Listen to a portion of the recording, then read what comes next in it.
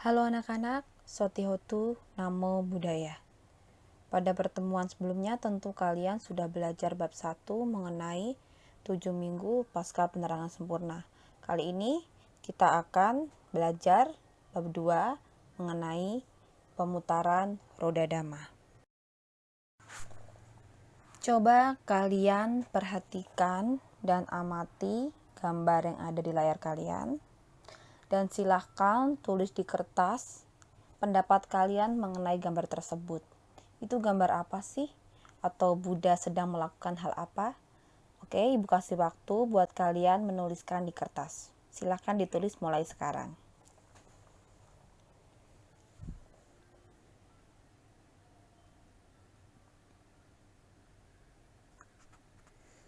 Oke, Ibu rasa cukup. Silahkan kalian simpan pendapat itu. Nanti kalian bisa cocokkan. Apakah pendapat kalian itu sesuai dengan gambar yang sebenarnya? Oke, sekarang kita lanjutkan. Keputusan Buddha dalam mengajarkan Dhamma. 7 minggu sudah Buddha berdiam diri menikmati kebahagiaan penerangan sempurna. Saat beliau berada di kaki pohon Ajapala Banyan di tepi sungai Neranjana, Buddha berpikir, Dhamma yang telah kutemukan ini dalam, sulit dilihat, sulit dimengerti, damai dan mulia. Namun, orang-orang sekarang penuh dengan kebencian dan ketamakan. Akan sulit bagi mereka untuk memahami Dhamma ini. Lebih baik aku tidak mengajarkan Dhamma ini. Kesulitan orang memahami Dhamma yang sudah diperoleh Buddha dinyatakan beliau melalui syair sebagai berikut. Susah payah kupahami Dhamma, tidak perlu membabarkan sekarang. Yang sulit dipahami mereka yang serakah dan benci. Orang diselimuti kegelapan takkan mengerti Dhamma. Dhamma menentang arus sulit dimengerti. Dhamma sangat dalam, halus, dan sukar dirasakan. Setelah beliau mengucapkan syair ini, beliau memutuskan untuk tidak membabarkan Dhamma yang beliau temukan. Beliau sadar Dhamma ini sangat sulit dimengerti manusia yang masih diliputi kegelapan batin. Sewaktu Sang Bagawa merenungkan demikian, pikirannya condong pada hidup nyaman, bukan mengajar Dhamma.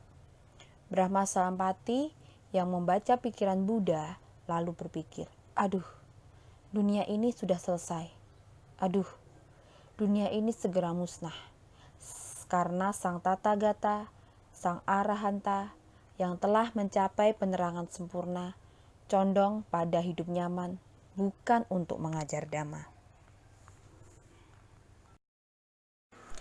Kemudian, secepat kilat Brahma Sampati lenyap dari alam Brahma dan muncul kembali di depan Buddha. Ia merapikan jubahnya di atas salah satu bahunya, berlutut dengan kaki kanannya menyentuh tanah, menelungkupkan tangan sebagai penghormatan kepada Buddha, dan berkata kepada beliau, Yang mulia, mohon Bagawa sudi mengajarkan Dhamma. Mohon yang sempurna mengajarkan Dhamma. Ada makhluk-makhluk dengan sedikit debu di mata mereka yang akan jatuh jika mereka tidak mendengarkan Dhamma. Akan ada sedikit orang-orang yang dapat memahami Dhamma. Buddha, setelah memahami permohonan Brahma Sampati dan demi belas kasihnya kepada makhluk-makhluk, lalu mengamati dunia ini dengan mata seorang Buddha. Sewaktu beliau melakukan hal itu, Buddha melihat makhluk-makhluk yang memiliki sedikit debu di mata mereka dan mereka yang memiliki banyak debu di mata mereka, yang memiliki kualitas baik dan yang memiliki kualitas buruk, yang mudah diajari dan yang sulit diajari. Jadi, Buddha melihat bahwa manusia itu bermacam-macam. Kemudian Buddha membuat perumpamaan bahwa makhluk-makhluk yang ada di dunia ini seperti sebuah kolam teratai warna biru atau merah atau putih. Beberapa teratai ada yang masih berupa tunas di dalam air, ada yang sudah tumbuh di dalam air, ada yang sudah berkembang di dalam air tanpa keluar dari air. Beberapa teratai mungkin bertunas di dalam air, tumbuh di dalam air, dan berkembang tepat di permukaan air. Beberapa teratai mungkin bertunas di dalam air, tumbuh di dalam air, kemudian tumbuh keluar dari air dan berdiri tanpa dikotori oleh air. Setelah melihat hal ini, beliau menjawab Brahma Sampati dalam syair berikut. Terbukalah bagi mereka pintu menuju keabadian. Biarlah mereka yang memiliki telinga memberikan keyakinan, meramalkan kesulitan. Oh Brahma, aku akan mengajarkan dhamma mulia yang unggul dan mulia di antara manusia. Syair di atas menunjukkan bahwa Buddha setuju untuk mengajarkan dhamma. Kemudian Brahma Sampati berpikir, Sang Bhagawa telah memberikan persetujuan atas permohonanku sehubungan dengan pengajaran dhamma. Kemudian Brahma Sampati memberi hormat kepada Buddha dan lenyap dari tempat tersebut. Hingga kini permohonan Brahma Sampati kepada Buddha tetap diperingati dengan permohonan kepada seorang biku untuk mengajar dhamma yang berbunyi sebagai berikut. Brahma Caloka Dipati Sahampati Katanjali Andiwarang Ayacata Santi dasata parajaka jatika desetu damang anukampimang pajang, yang artinya Brahma Sampati, penguasa dunia ini, merangkapkan kedua tangannya dan memohon. Ada makhluk-makhluk yang dihinggapi sedikit kekotoran batin, ajarkanlah dhamma demi kasih sayang kepada mereka. Dengan mata Buddhanya, beliau dapat mengetahui bahwa memang ada orang-orang yang tidak lagi terikat kepada hal-hal duniawi dan mudah mengerti dharma.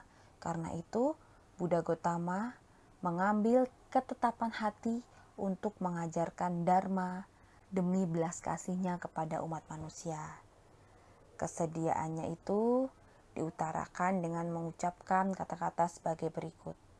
Terbukalah pintu kehidupan abadi bagi mereka yang mau mendengar dan mempunyai keyakinan.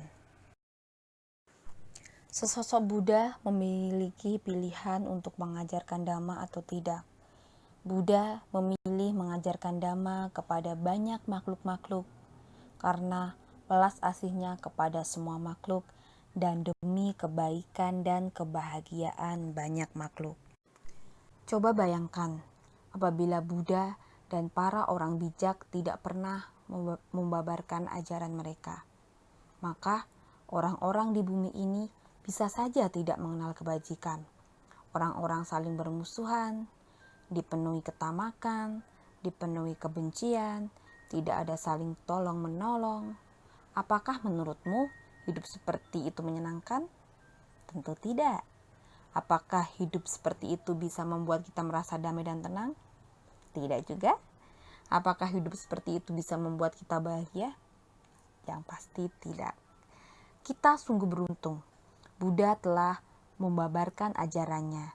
Kini, meskipun Buddha sudah tidak ada lagi bersama kita, kita tetap bisa mempelajari dhamma, menjalankan dhamma, mendapatkan manfaat dari dhamma, menjadi baik dan bahagia karena dhamma.